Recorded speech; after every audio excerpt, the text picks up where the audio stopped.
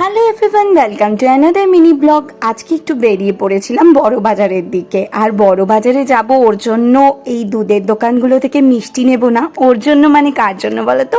আমার গোপালের জন্য।